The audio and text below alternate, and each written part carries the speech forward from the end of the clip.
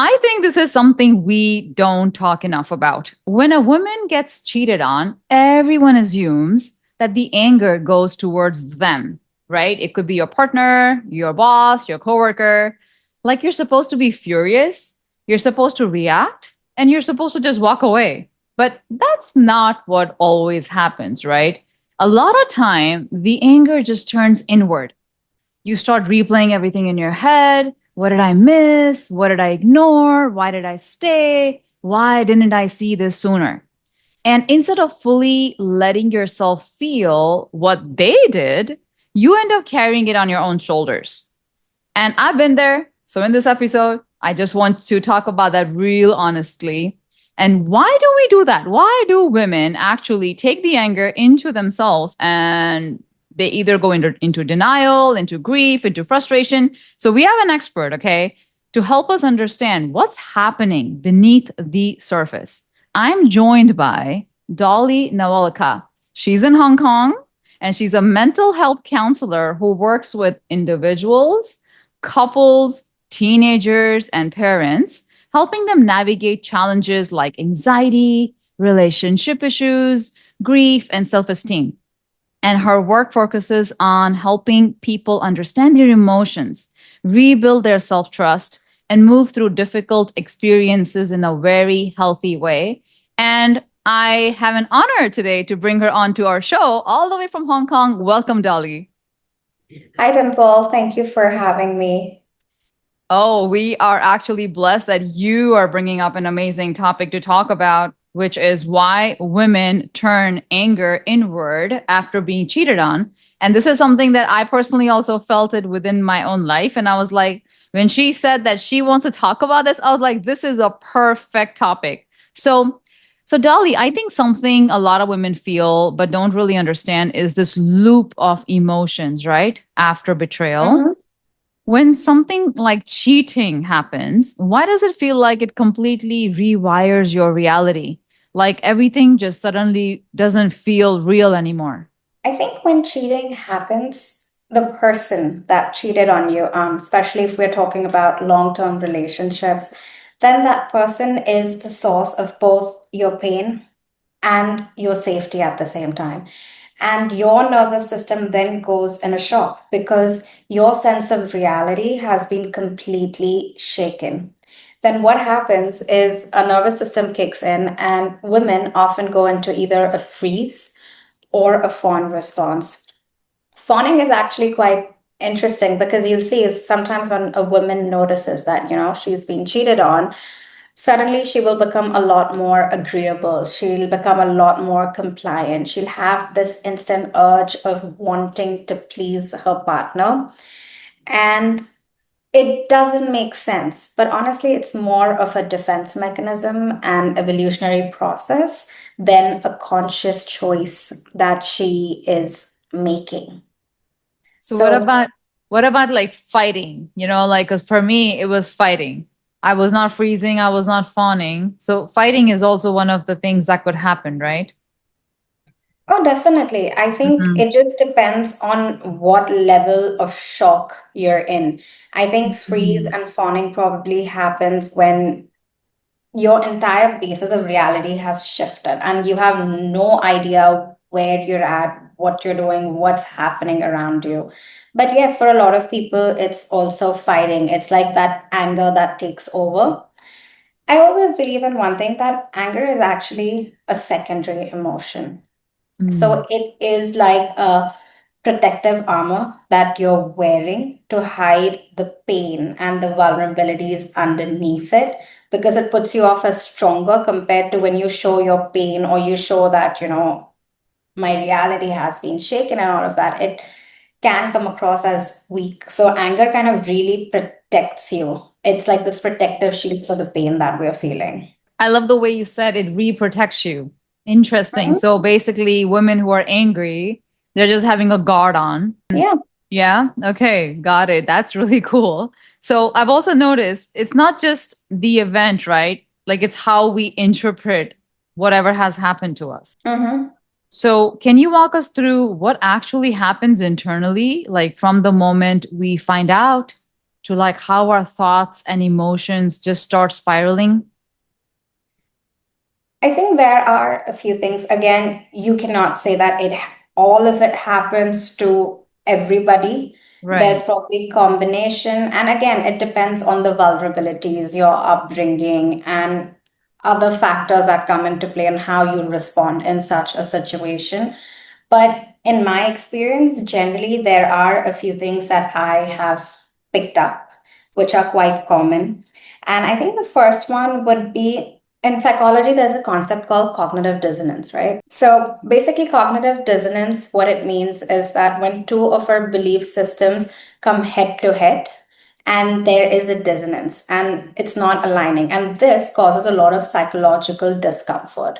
So to explain it in like layman term, what it would look like is that one of my beliefs is that I am a very strong and independent woman. The second belief could be I love this person and I want to be with this person. Now they're not aligning, especially if you've been cheated on.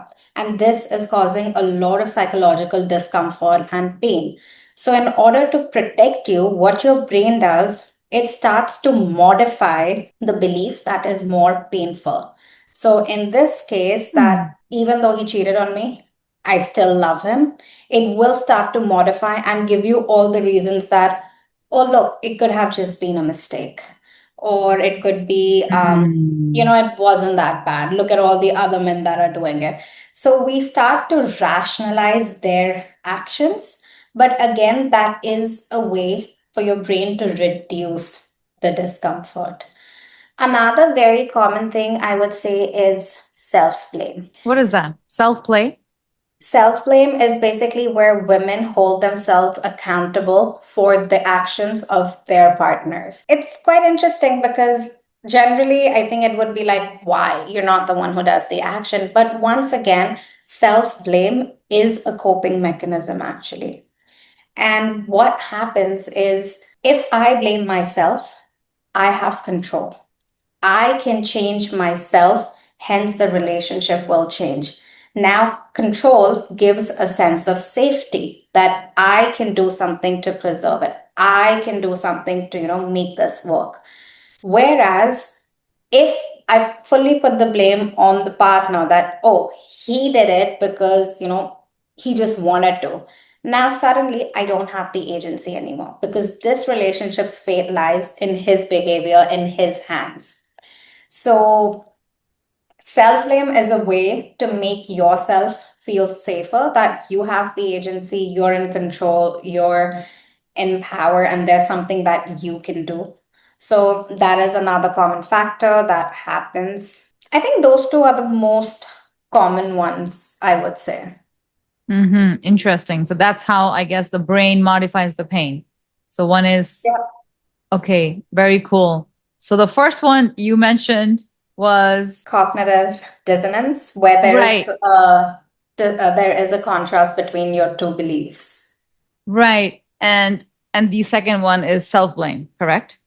There's self blame. And then Mm-hmm. we also talk about the initial response, where you could go into either fight, freeze, or fawn mode. Right. Okay. Makes sense. Makes sense. So something that I also find interesting when such a scenario happens with a woman is that emotions aren't really facts, right? During that time, you're feeling all these emotions, but they feel so real to a woman. So how do we start separating what we are feeling from what's actually true for us? Like you said, anger is coming out, but then deep down the reason is something totally different, right? So how can a woman understand that whatever feelings she's feeling at the moment is just her emotions, but they are not true? There is something underlying those emotions. Okay, so I would differ a little bit because Mm. I would say that all the emotions that you're feeling, be it anger, shame, guilt, sadness, any of these emotions, they're actually quite real. Emotions are Mm. biological responses, and you don't just feel them here or here. You actually feel it in your body. Your body has certain bodily reactions as per the emotion that you're feeling. So, the first and the foremost is validating them. Well, I think before even validating, it's acknowledging them. You Mm-hmm. acknowledge the emotions that, yes, I am feeling sad. I am feeling angry. I am feeling dreadful. I'm feeling like I'm in a lot of pain. All of these are quite valid. So acknowledging is really important. But if you pay attention on the terminology, I didn't say I am sad. I said I am feeling sad. Distinction becomes really important that that emotion is not a fact, it's not your identity, but it is a temporary sensation, bodily sensations put together that are making you feel a certain way. And that's okay. Right. And I think that's what I was referring to. Like emotions are not facts. They are just coming up in on the surface for you temporarily, but then they're gonna go away. And sometimes those emotions, even though we validate them, deep down the reason is something else. I think there's always no two individuals would respond to a situation in the same way. For Hmm. somebody, it could be completely world shattering, where for the other person, it's like, it's okay, I can move on. And then Yeah. again, it comes back to your vulnerabilities, what your Mhm. belief system is, how you feel about yourself, what are your insecurities, and what your early childhood or your life has looked like before that. So I think all of these factors really come into play. Next, I really want to talk about this idea about our body knows everything before our mind catches up. So, what are some ways the body starts signaling that something is wrong, even when we are still trying to make sense of it logically? And I've heard this over and over again from women when, especially like on the day of the discovery day, for example, when she discovers that her partner cheated on her, she is in shock. But then so many women would tell me, you know what? I always knew it. Something was always telling me, like I was getting these dreams a month ago and I was seeing the signals, but I always doubted myself. So, therefore, I personally feel, which based on what I teach my clients, is your body is already giving you a lot of signs, but then your mind is like saying a different story. Exactly what you said. Freezing or fawning or fighting, your mind will give you a different story. So, what do you think about this? I think it brings me back to the concept of cognitive dissonance. I do Mm-hmm. feel that women have great sixth sense. We observe very closely on what's happening in our surroundings. And, especially if you've been with your partner for a really long time, you pick up on the non-verbals as well. You Mm-hmm. pick up on the small signs, and very quickly, because of the sixth sense that we have, we can pick up when there's been a shift. And I think that's when it's like, oh, the body knows. But again, cognitive dissonance, I don't want to believe it, because Correct. it is in contrast with everything that I believe a relationship to be. And so I would rather choose to be in denial. And again, in order to protect that belief, the brain starts to modify it. We start giving ourselves reasons. For example, "Oh, he's not coming back from work."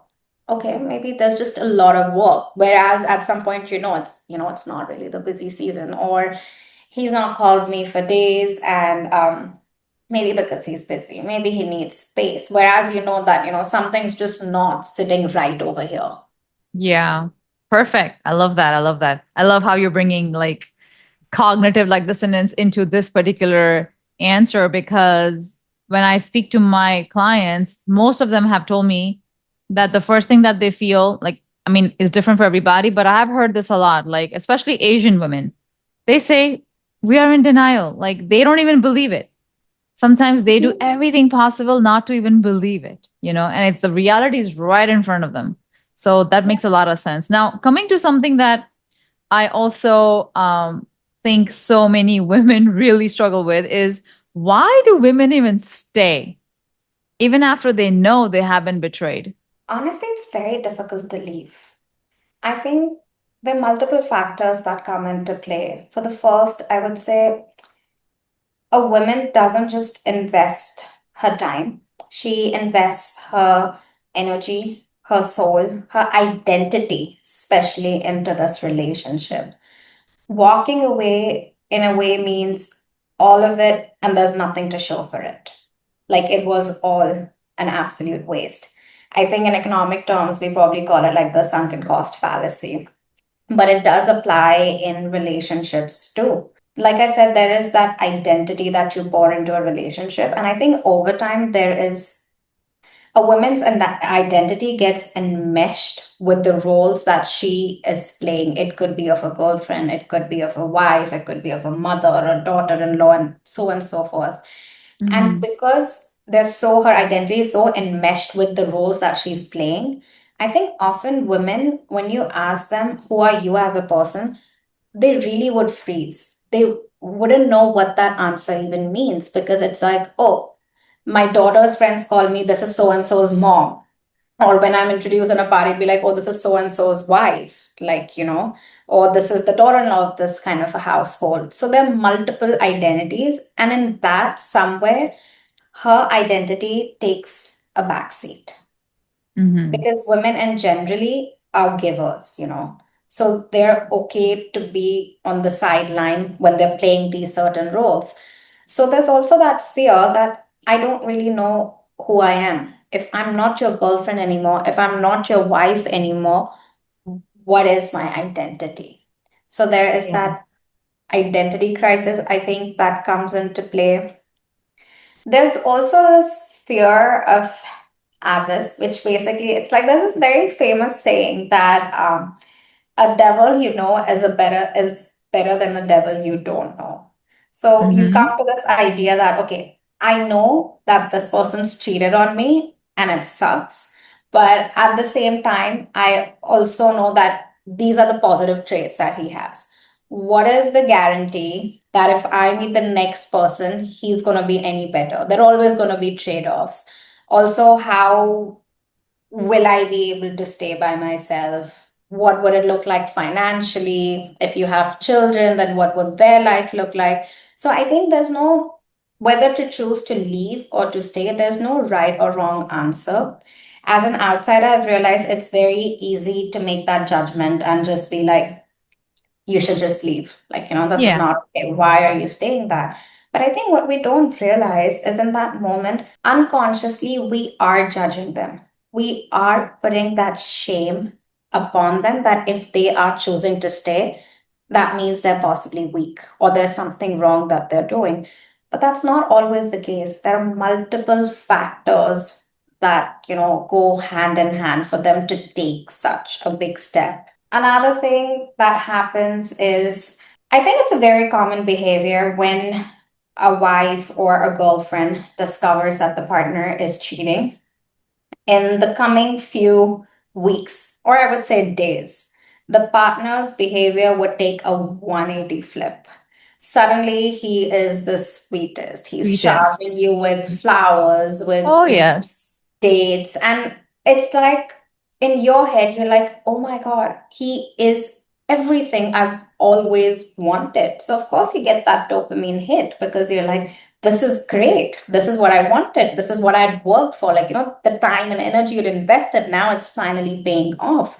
And you Mm-hmm. think that, oh, now it's worth it. Like, now is the time where I'm reaping all, sorry, but it's like now it's the time where I am reaping the fruits of, what I had sown and put my energy into. So I can't just walk away from it. And it's also a very common factor that after a few days or weeks, the behavior starts to sort of, fade away. And then again, you'll have all these doubts. Why am I here? Was this just for show? And the minute you voice it out again, men will then again repeat that cycle and that keeps you in a loop. We Mm-hmm. actually call this intermittent reinforcement, that it's almost like addiction. Mm-hmm. The high of it makes the pain worth it because now you are so badly craving that attention that the other person has given you in that time where he's like that perfect version that you always wanted. So you keep wanting more and more, and that cycle then sort of keeps you going into it.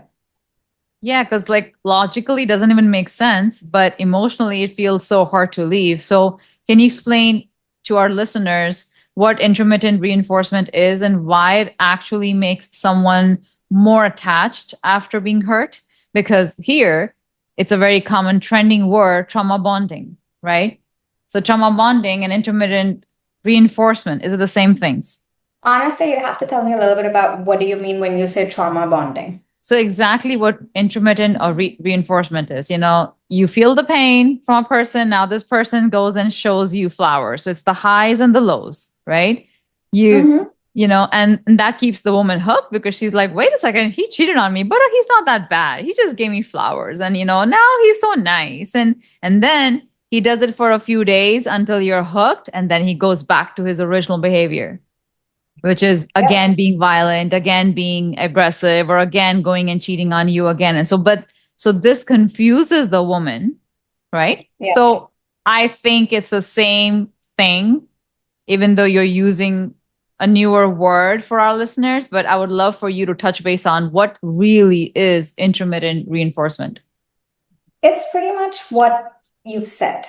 It is Mm-hmm. actually quite that. It is intermittent reinforcement, I think, is just a more biological element that brings with, like, psychobiological sort of a thing. But it is Mm-hmm. basically just that when when we receive a reward, we get Mm-hmm. a dopamine hit, which we all love. In this case, if I were to break it down, his behavior is a reward for your system.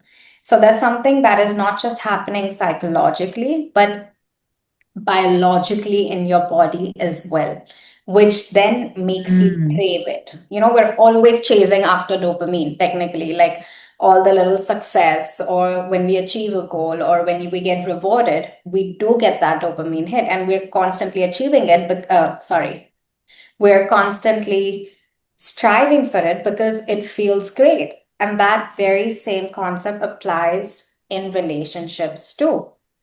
I mean, I don't think there's any perfect relationship. Even if there's no betrayal involved, you're always going to have really ugly fights, or sometimes you might feel very disrespected. But one of the reasons why you choose to stay is because when the highs are good, when you are being respected, that feels great.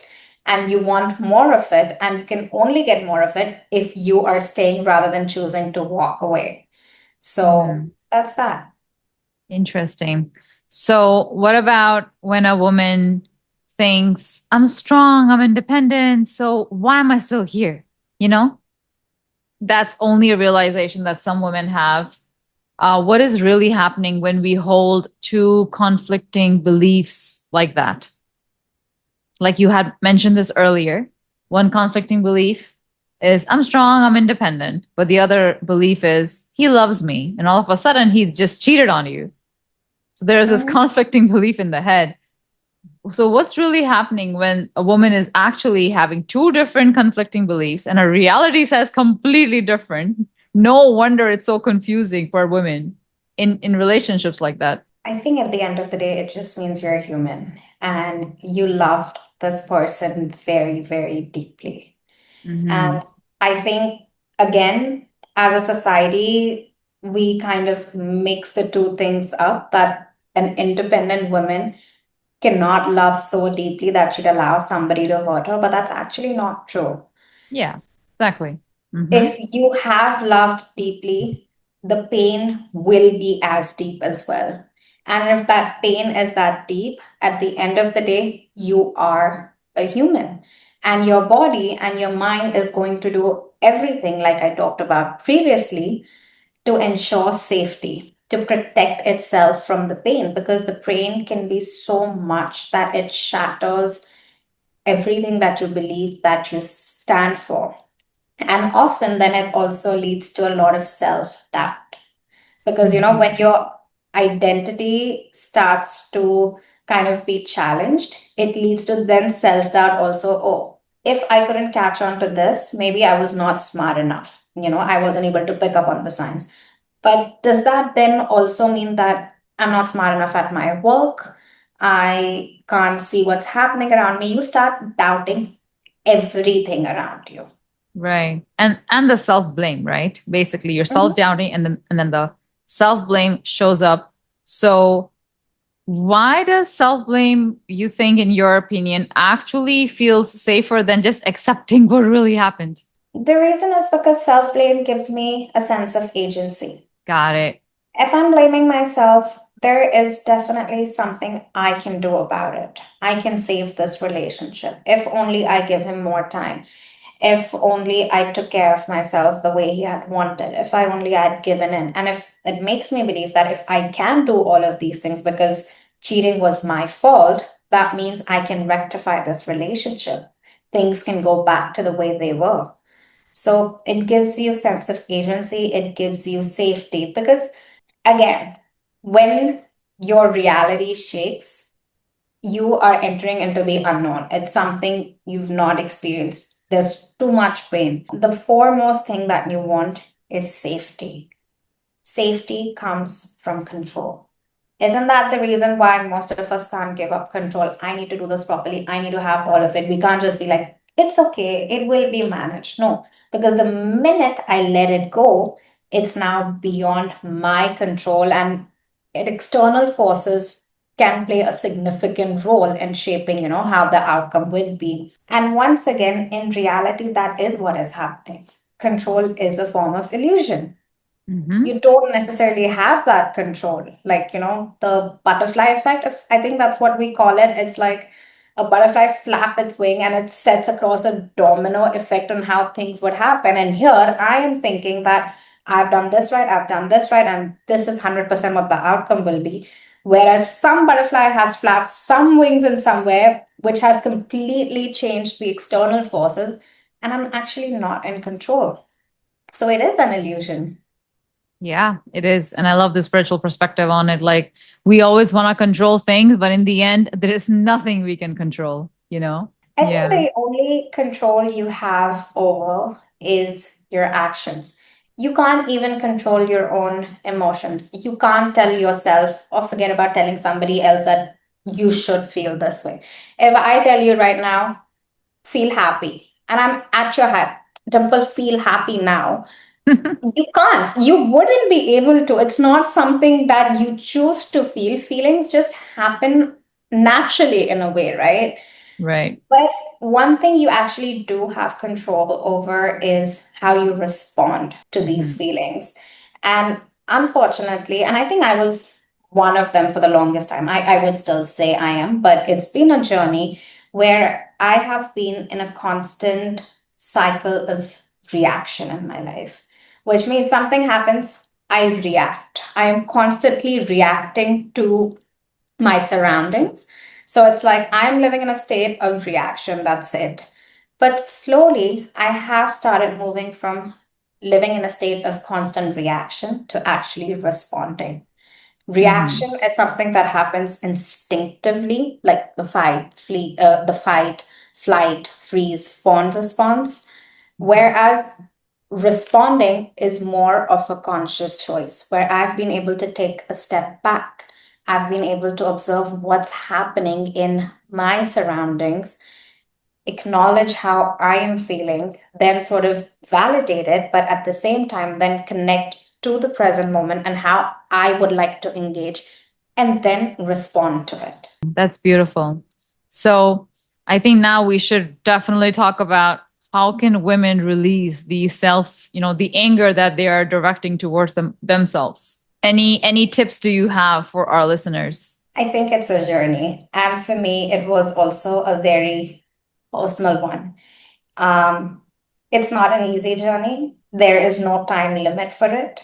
And it is a very painful journey. But from my experience, I personally really feel that counseling really helped, and it put things in perspective for me. Because, like you said, when you are clouded by your emotions, the first thing that you lose is perspective and touch with reality. Hmm. You're not here, you're living in your head.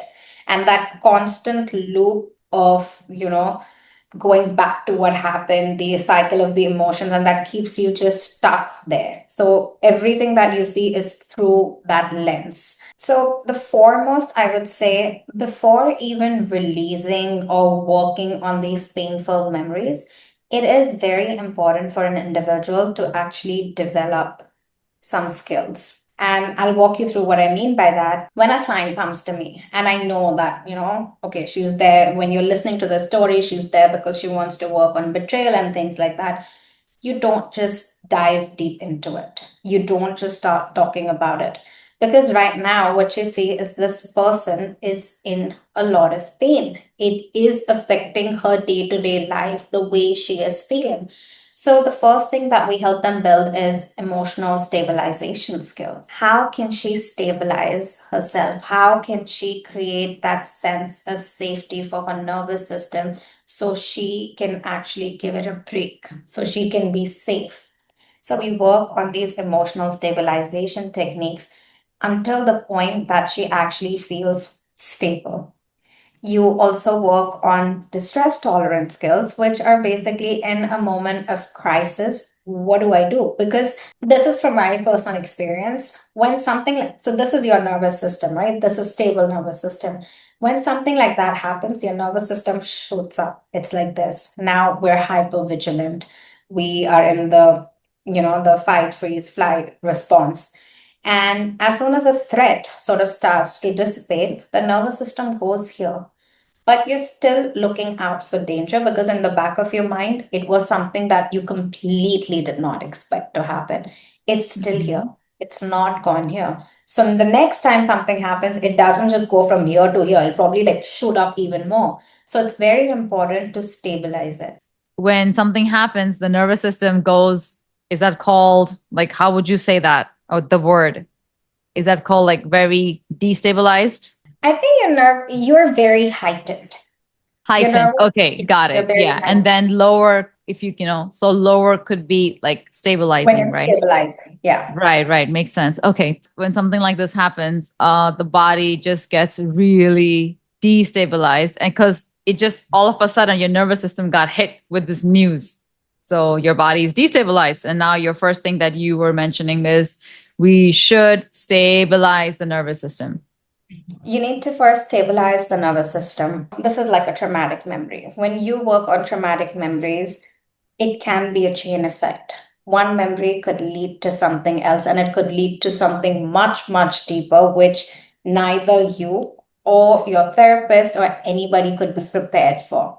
So, if you were ever to go into that state, you need to have the skills to stabilize yourself so that you don't start spiraling, you know? Mhm. So, the first thing I would say for anybody, like, when you're talking about how do I manage my emotions, how do I manage my pain, that comes at a secondary stage. First, you need to stabilize yourself. You need to not just stabilize yourself emotionally, but biologically as well, so And that you are in a space. what Um, tips do you have to stabilize? Like if I you can. think one of the most effective one for me is what we call box breathing. Oh, mhm. It's quite simple and it's very effective. And it works great for people who have very short attention span or who are like, I can't focus on my breathing. I would have to visually show it to you. Would that be okay? Yeah, of course, please. So you can either use a pencil and a piece of paper, or you can use your hand. So I like to use your hand. So what we do is the count of four, four, four, four. Four inhale, four hold, four exhale, four hold, and then the cycle repeats. Got it. But if you are somebody who tend to then, go into your thoughts and you get very distracted, the easiest way to do is create a square using your hand and follow the count. So it looks something like this.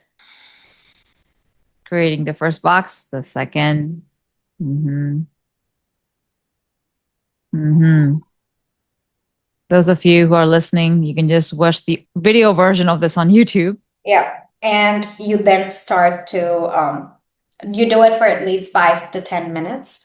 I always recommend my clients that it's not going to work if you do it just in the moment of crisis.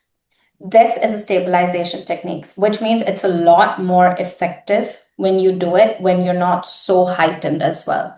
So when Mm-hmm. you are heightened, then it becomes a lot more effective. An analogy that I always like to use with any of these skills is that I want to play badminton. I pick up the racket, I can't expect myself tomorrow to go and play the world championship and perform. I would have to practice it over and over again to be able to play it under that pressure. So it's same with any of these emotional skills that we talk about. The other very easy and a very quick one that would bring you back right here, unhook, like we call it unhook from the thoughts and emotions, is a 5, 4, 3, 2, 1 sensory technique. You can do it absolutely anywhere and you would be okay. It's very simple. 5 things that you see. Look around your room and find, and in your mind, describe 5 things that you can see. So maybe a green water bottle, a black computer, anything, but be specific. 4 things you can touch. Mm-hmm. So wherever you are, if you don't like, just feel the floor underneath your feet or where you're sitting. What does the texture feel like? Is it soft? Is it hard? Is it spiky? If there's nothing, feel your hand. What does this part of the hand feel compared to this part of the hand?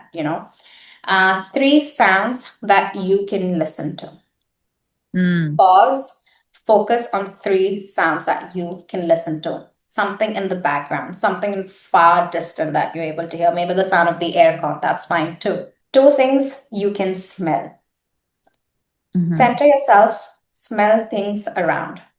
Other thing that you can do if there's nothing, smell your own hand. What does this smell like?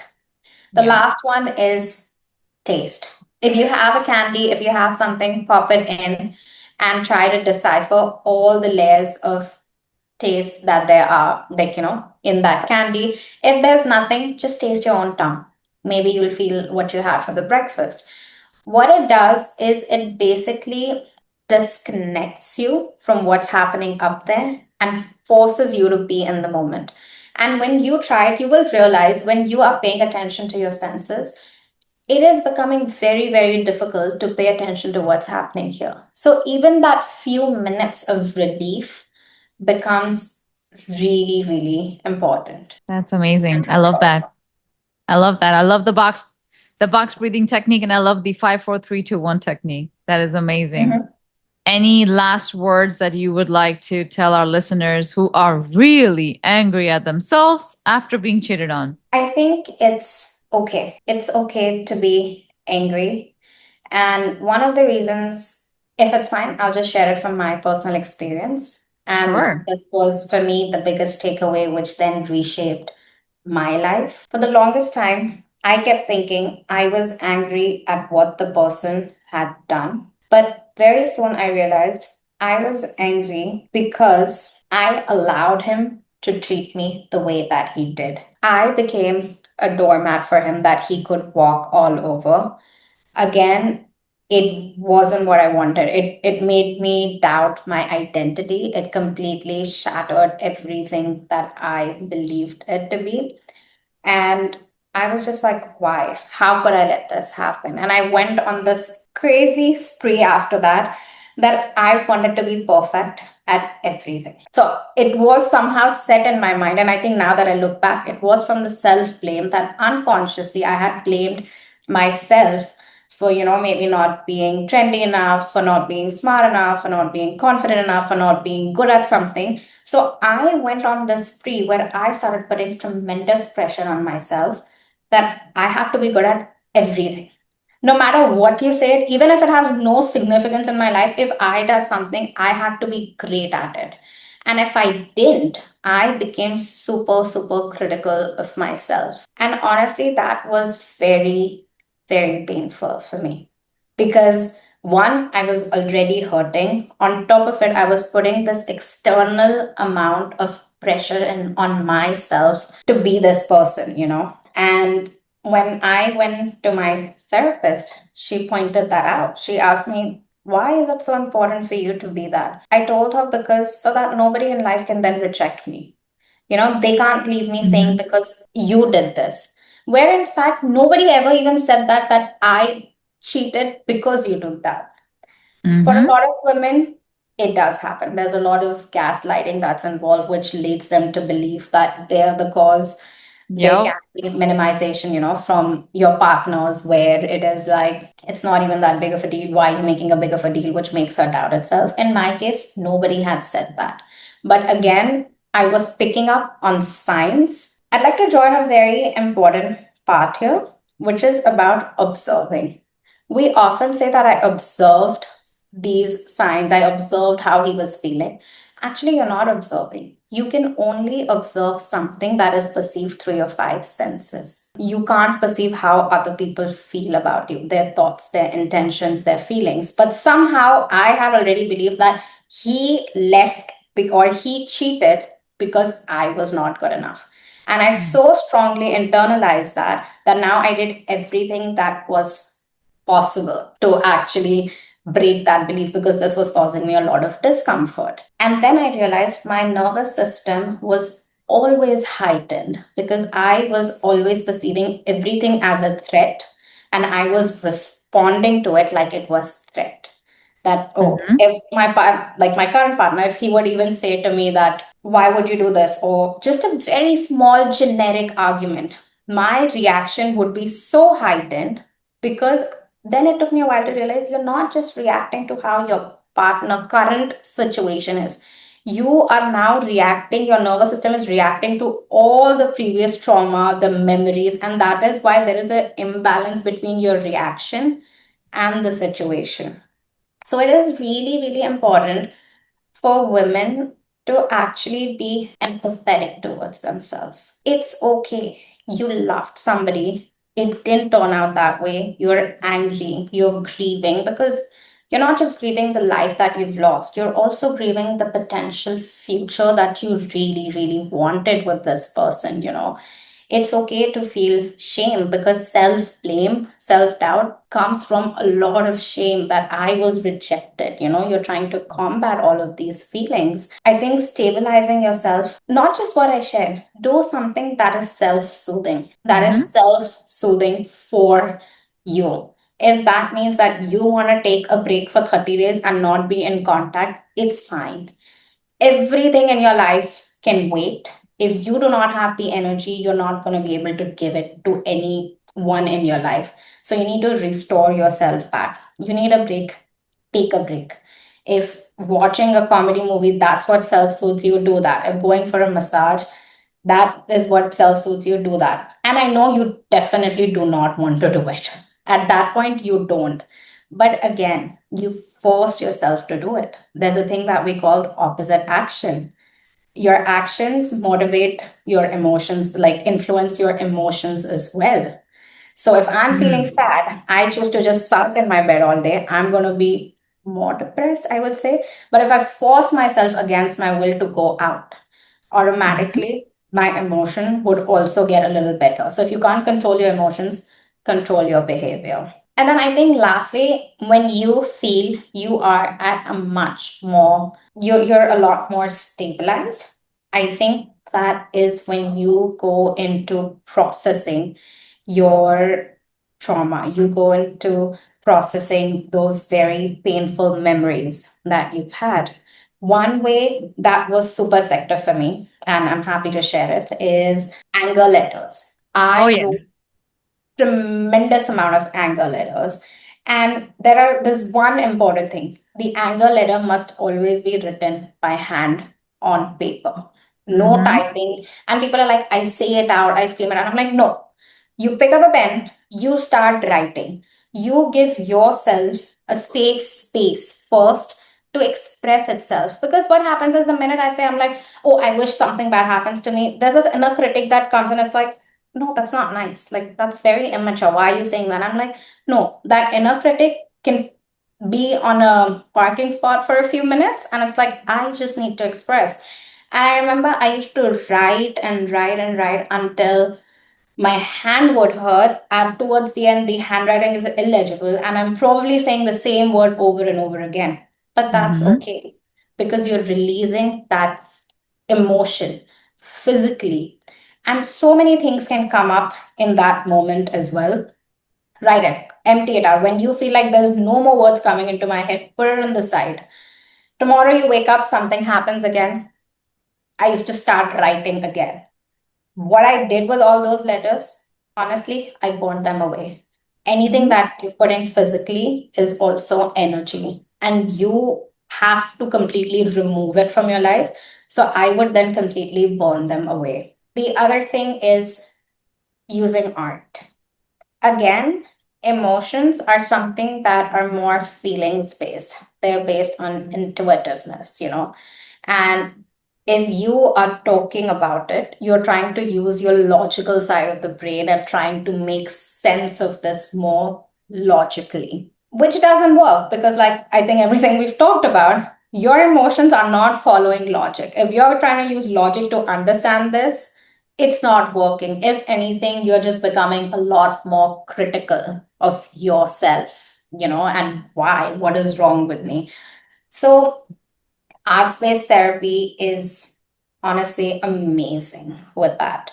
We do a lot of non dominant hand exercises. And the reason why we do them is because when we're doing it, you are bypassing the logical and the inner critic. And now Mhm. your emotions are having a free space to Mhm. actually then express itself. After that, you then engage your language faculty to make sense of what has shown up. And then the final step is, like you said, your body knows. In fact, your body remembers. All your traumatic memories, emotions are physically stored in your body. So then you go into somatic work when then you start physically releasing everything that you have now acknowledged exists. And I think that's the entire journey that one takes again at their own time when you're ready.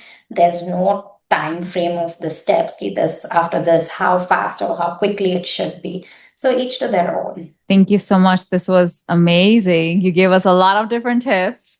And if you really want to work with Dolly, then please reach out to her. Dolly, where can our listeners find you? Should we put in your LinkedIn link? Yes, that would be Awesome. great. Okay, perfect. So please, listeners, if you have any questions and you want to release your anger, go reach out to Dolly. I'm going to post her LinkedIn on the show notes. And Dolly, it was wonderful having you here. Thank you so much for coming to our show. Thank you for having me. It was a pleasure. And for all of our listeners, always remember you are awakening.